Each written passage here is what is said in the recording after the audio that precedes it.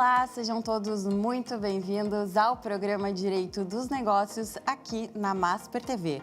Hoje nós vamos falar de um assunto extremamente importante no mundo empresarial, recuperação judicial.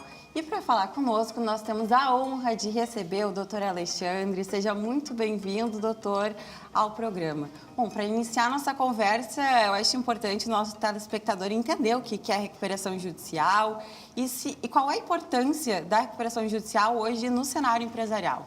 Bom, em primeiro lugar, boa noite. Muito obrigado pelo convite. Boa noite a todos.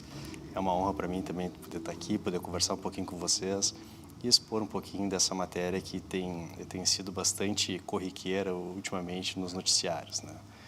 Bom, a recuperação judicial propriamente dita, ela é uma ferramenta jurídico-processual através da qual as empresas que se encontrem em cenário de crise ou mesmo que já identifiquem que um cenário de crise ele vai estar constituído em um curto espaço de tempo, elas perdem a autorização do judiciário para fazer a repactuação do seu passivo, né, com a proteção dos seus bens. Ou seja, que naquele período em que o judiciário vai autorizar que as empresas elas não sejam cobradas, se consiga fazer uma renegociação daquelas obrigações sem que um ou alguns poucos credores eles venham e tomem os ativos, os bens, o patrimônio da empresa para satisfazer a dívida própria.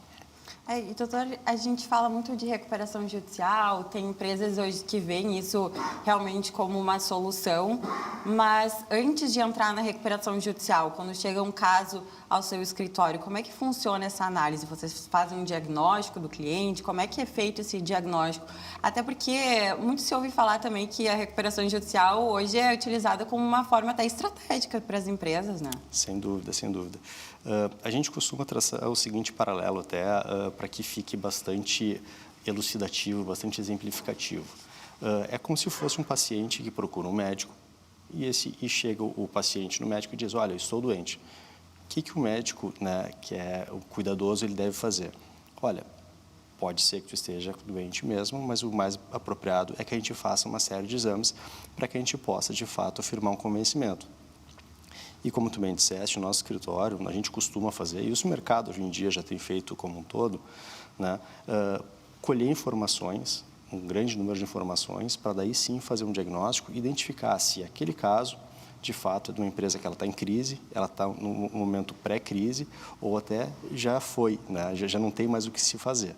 Né? Porque não necessariamente uma empresa que ela esteja passando por um momento difícil, ela tenha que se valer de um processo de recuperação judicial. Ela tenha que propor uma medida dessas para repactuar o seu passivo. Pode ser que não seja o caso, né? Pode ser que já tenha passado, inclusive, o momento de fazer uma recuperação judicial e ser o caso, talvez, inclusive, de confessar a falência, como a gente costuma dizer, né? Ou então não propor uma medida de recuperação judicial e buscar os seus principais credores para daí sim fazer uma readequação daquelas obrigações que podem estar já vencidas ou a vencer.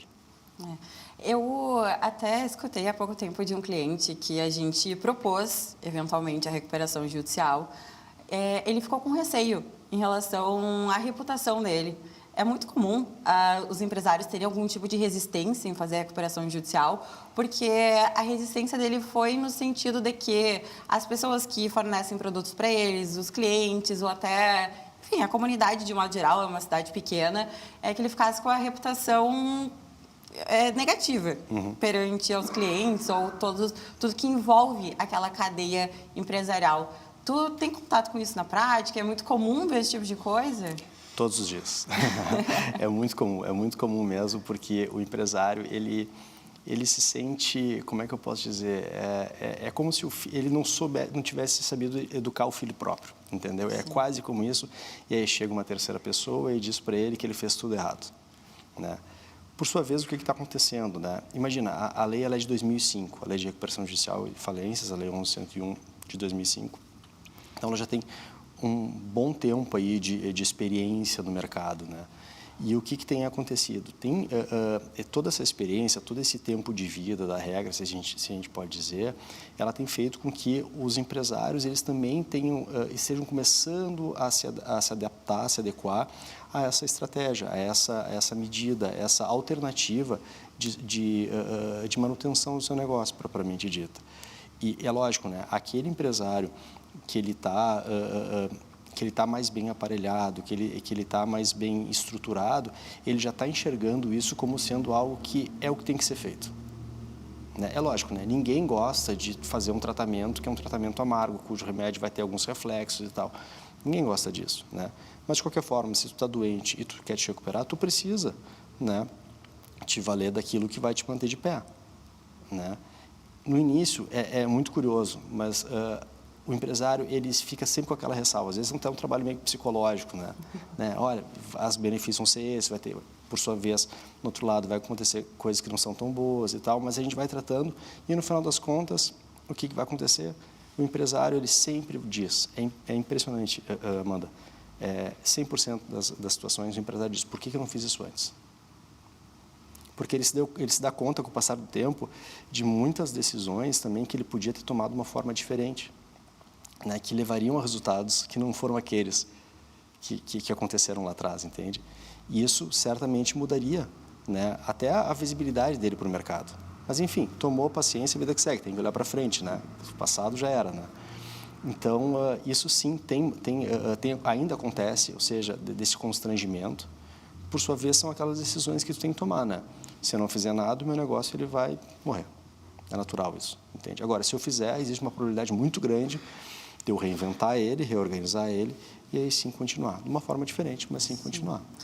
De certa maneira, a recuperação judicial é quase o estopim, né? Porque até que chegue a ela, várias outras decisões talvez deveriam ser tomadas e aqui a gente entra num ponto que eu costumo falar muito para os meus clientes, de advocacia não só quando estoura a bomba, mas sim advocacia preventiva. Hoje, eu acho que é de suma importância a gente orientar o nosso cliente, ter esse papel junto à empresa, não só quando tem um problema, mas sim para prevenir o problema. Na recuperação judicial, tu acha que isso é um ponto importante? Essa questão de domar melhor as decisões da empresa, ter uma estratégia bem delimitada, ir pagando os credores, ir administrando as dívidas para que não chegue à recuperação judicial? Ou o que tu indicaria hoje para os empresários para não chegar nesse nível de recuperação ou eventual falência? Sem dúvida, né? Foi como eu tinha comentado antes, o empresário, em ele querendo continuar o seu negócio, ele tem que se reinventar, ou seja, ele tem que fazer diferente. Às vezes, fazer diferente, ele precisa de cabeças distintas pensando junto com ele, né? E, atualmente, existem um sem número de empresas de consultoria que são super capazes, né? E que, de fato, auxiliam nessa reestruturação, dessa reorganização. Porque o que é importante que seja dito? A recuperação judicial, ela é uma das ferramentas a ser implementada na empresa que ela quer se recuperar, que ela quer se reerguer, tá? Existem todas as outras que elas são necessárias de serem implementadas, porque o negócio ele não fica doente só porque tem um banco batendo na porta dele cobrando uma dívida. Muito antes pelo contrário.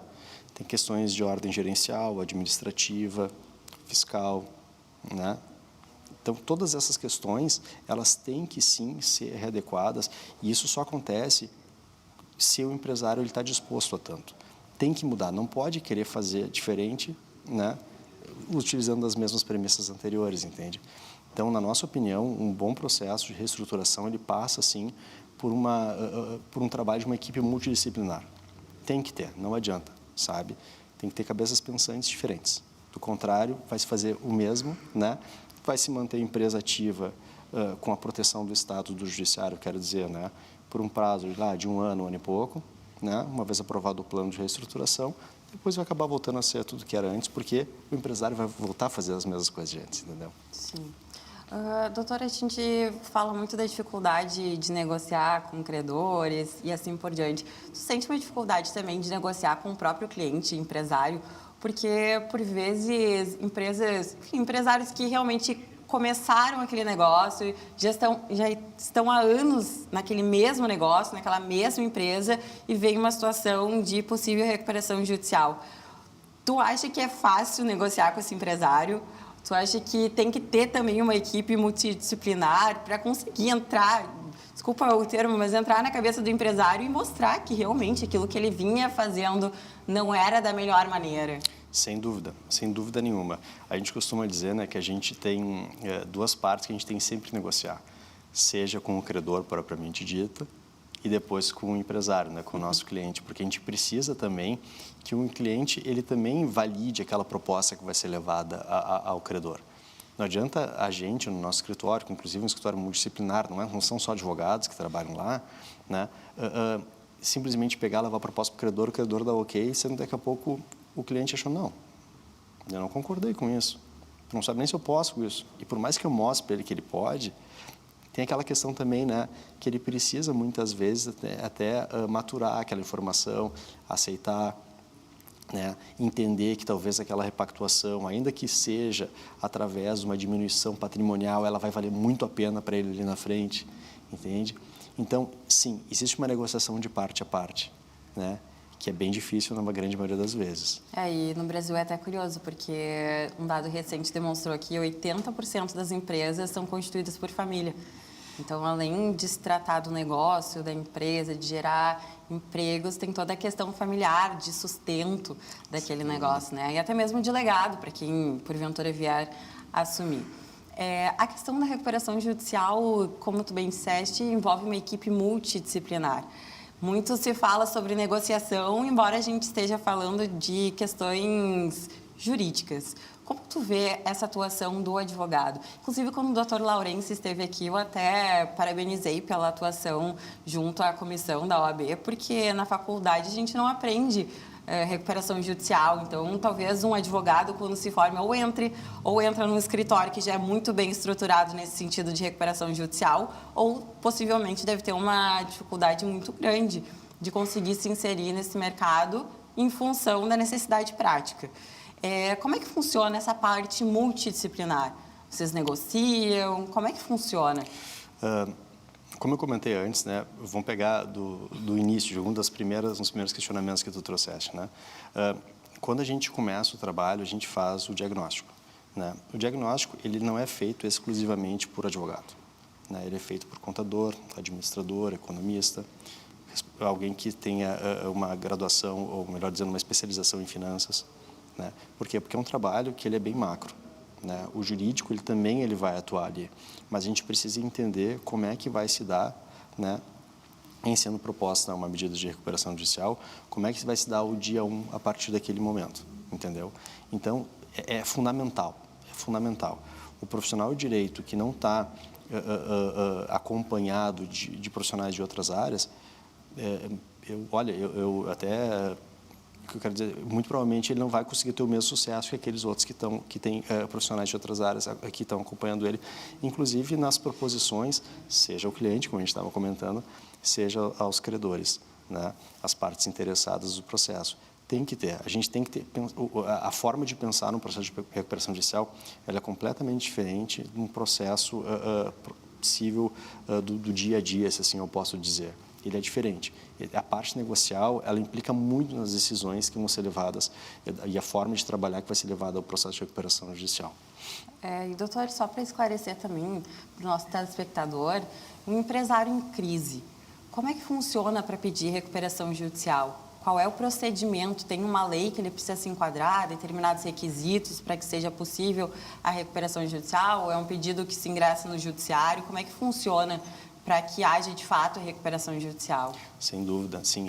É a lei, como eu comentei antes, a Lei 11.101 de 2005, que é a lei que estabelece que, para fins de pedir recuperação judicial, a empresa ela tem que estar ativa e tem que ter, no mínimo, 2 anos de atuação. Além disso, tem uma série de requisitos que tem que seguir, né, que são aqueles que estão dispostos no artigo 48 e 51 da própria lei, e que, nesse momento, uma vez preenchidos esses requisitos, que diz respeito à apresentação de uma série de documentos e informações, né, o juiz ele autoriza ou não o processamento, ou seja, a continuidade do processo de recuperação judicial.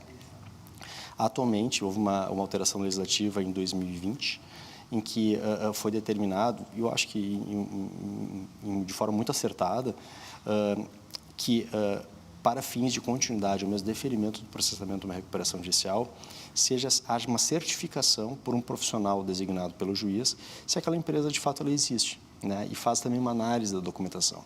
Porque, de fato, o juiz muitas vezes só chega à documentação, né? Papel, hoje em dia não é mais em papel, né? Hoje em dia é do processo eletrônico, mas ela acaba ficando uma análise que é um pouco distante da realidade. E em sendo nomeado o que se chama um perito, né, para fazer essa constatação prévia, que esse é o nome do procedimento, isso traz mais certeza ainda de que, de fato, aquela empresa ela é passível de recuperação, ela é passível de reestruturação e ela pode, sim, ter deferido o processamento da RJ.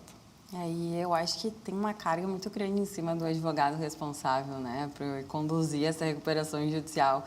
Até porque, como nós vínhamos falando anteriormente, o cliente coloca praticamente a vida dele nas mãos de vocês, coloca um negócio sobre a responsabilidade de vocês para que ele realmente siga o seu fluxo. Né? E uma das motivações da recuperação judicial é justamente que dê continuidade para a empresa. Durante esse período, uma vez deferida a recuperação, a empresa continua o seu fluxo normal, pode seguir suas atividades? Quais são as restrições, talvez, que tenha por conta da recuperação judicial? Não, o que acontece? A partir do ajuizamento da ação, a única restrição que é, se assim a gente pode dizer, mais pesada, né, é que quanto àqueles créditos que são sujeitos ao concurso de credores, né, que todas aquelas dívidas que vão ser tratadas e vão ser repactuadas na recuperação judicial, não pode haver qualquer pagamento delas enquanto não aprovado o plano de recuperação judicial. Essa é uma preocupação que a gente sempre destaca para todos os nossos clientes, porque isso pode ser tido como, em sendo realizado algum pagamento de algum credor que está lá dentro, como favorecimento de credores. Mas a vida da empresa, ela é normal. Continua trabalhando, o seu dia a dia vai tocando, vai entregando, né? Com aquilo que se comprometeu, vai cumprindo. É bem isso, né? A ferramenta, ela está lá para quê? Para que a gente consiga uma proteção do Estado, para que a gente não tenha expropriados os seus principais bens, né? E possa, nesse período, fazer uma repactuação daquelas obrigações que estão ali vinculadas ao processo de recuperação judicial. Aí, por todo esse cenário econômico que o Brasil vem enfrentando, e até aqui no Rio Grande do Sul, quando nós tivemos as enchentes, muitas empresas tiveram que pedir recuperação judicial ou até mesmo decretar falência, né? Sim. Tu chegaste a notar um aumento depois das enchentes aqui no Rio Grande do Sul? Acho que até no setor do agro, né? Possivelmente isso tenha aumentado bastante. E claro que a parte do agro tem toda a discussão de ser empresário ou não ser empresário. Muitos tocam seu negócio de maneira até irregular. Enfim, né? Aquelas questões mais do interior de não ter tudo bem regularizado. Mas tu chegaste a sentir uma diferença muito expressiva depois das enchentes ou até desse cenário econômico que a gente vem enfrentando atualmente? Sim. Não, de fato, sim, houve uma procura bastante grande para se identificar se era o caso ou não de recuperação judicial. Não tenha dúvida, porque o nosso Estado, ele foi... a gente sofreu por 2 momentos num curto espaço de tempo, né? Primeiro teve a pandemia, que foi um momento horrível, né? Porque imagina, a gente passou, sei lá, quanto tempo, quase 1 ano sem poder se locomover da melhor forma, né? Nosso direito de ir e vir não era tão ir e vir assim, né? E depois veio as enchentes num espaço de tempo muito curto, né? Que talvez eu acho que tem impactado até talvez um pouco mais, né? Porque foi aquele momento que, por exemplo, Porto Alegre ficou ilhada por sei lá quantos dias, né? Mas sim, a gente tem identificado, a gente tem recebido bastante consulta, a gente tem feito novos trabalhos. Talvez até o empresário ele ainda esteja esperançoso que alguma coisa diferente vai acontecer, que isso eventualmente acontece também, né? Mas nos parece que hoje em dia, até pelo fato de que não apenas empresas pequenas e médias têm se valido dessa ferramenta, mas empresas gigantes no Brasil têm utilizado também. Então, isso tem trazido uma luz, né? Tem destacado mais a ferramenta, tem mostrado a importância para que isso, desse procedimento, dessa ferramenta, dessa alternativa para a continuidade dos negócios. Isso tem tornado também o procedimento mais aceitado, né? O que culmina a gente acabando ter um pouco mais de trabalho, sem sombra de dúvida. Eu até me causou uma surpresa. Há pouco tempo eu vi que, salvo engano, a Tokstok pediu recuperação judicial, o Grupo Pão de Açúcar, são empresas que a gente não espera. Né? Penso que estão tendo um sucesso muito absurdo. Não que a recuperação judicial descredibilize todo o sucesso da empresa, não estou entrando nesse mérito. Mas são empresas que a gente não espera, talvez, receber uma notícia de recuperação judicial. Em relação ao êxito da recuperação judicial, ele é alto, ele é baixo, varia muito? Me parece que ele é alto, sim, né? Porque não é interessante também para os credores a não continuidade de uma atividade empresarial, né? Porque na medida em que, usar uma expressão bem simples, né? Na medida em que uma empresa ela vem a morrer, ou seja, ela deixa de continuar praticando suas atividades, o credor ele vai ter uma dificuldade muito grande em receber os valores que lhe são devidos. Então, existe também um sentimento de que, olha, eu até posso apertar um pouco mais a negociação, mas eu também não posso apertar tanto a ponto de esgoelar, né? Então, existe sim um entendimento de que tem que ter um relativo sucesso, né? E é aquela coisa, né? O plano de pagamentos, ele é um plano de pagamentos que ele serve a todos. Certamente, né, se privilegia algumas classes de credores, né, sobretudo porque são aqueles que, inclusive, estão ajudando, estão auxiliando na recuperação da empresa. Não há como ser diferente, né? Quem está próximo, sem sombra de dúvida, vai ser aquele que a própria empresa ela vai fazer questão, inclusive, de beneficiar quando do pagamento, enquanto que aquele está distante, que aquele que não quis, né, fazer qualquer renegociação, muito antes pelo contrário, só ficou brigando comigo, né, seria até não lógico, né, a gente beneficiar aquele que não está me auxiliando em nada. E o que levaria à falência?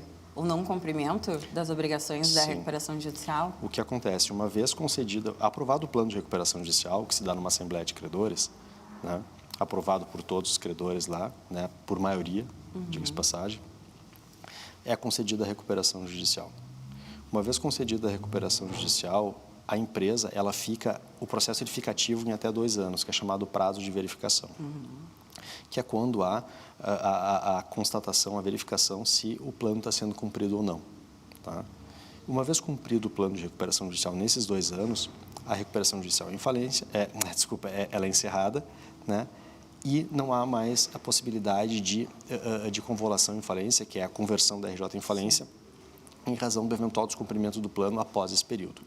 Por sua vez, se nesse período de 2 anos houver descumprimento do plano, né, e algum credor for lá manifestar isso no processo e a empresa não der nenhuma solução para isso, ou mesmo quitar, né, aquela obrigação que está vencida, aí sim é convolada em falência e aí a empresa, de fato, ela deixa de existir.